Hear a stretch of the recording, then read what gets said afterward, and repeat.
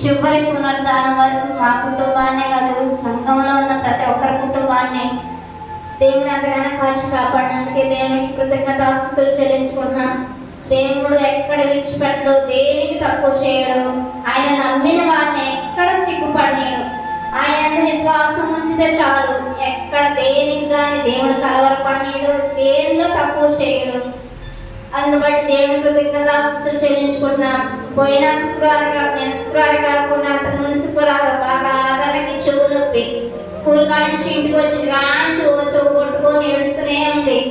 నేను ఒకళ్ళు ఏదన్నా ఎప్పుడైనా అలాగే అంటూనే ఉంటుందిలే, ఒకలా చెవులే అన్న గురువుందని చూస్తే ఏదీ లేదు. కానీ చెవు నొప్పి నేను ఏడుస్తూనే ఉంది. చర్చికి వచ్చిన కానీ ఏడుస్తూనే ఉంది. అలాగే వాక్యం వింటలేదు, అలాగే నన్ను వినట్లేదు వాక్యం. ఆ చెవు నొప్పితో ఊపదాకా ఎనికి తిరిగి చూడటం, ఆ ఆడటం.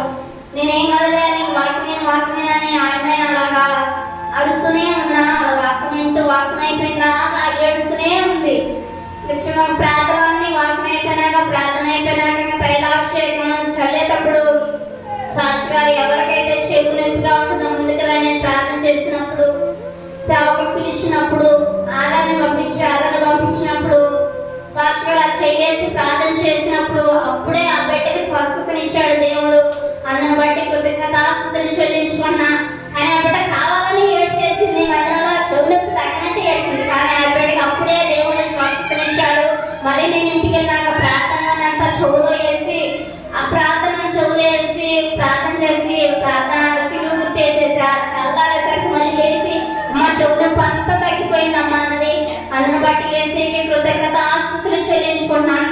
ఆ బిడ్డ కోసం మా కోసం ప్రార్థన చేస్తున్న సేవకుడి కుటుంబానికి వందనాలు చెల్లించుకుంటే సాక్షి దేవుడు దీవించుగాక.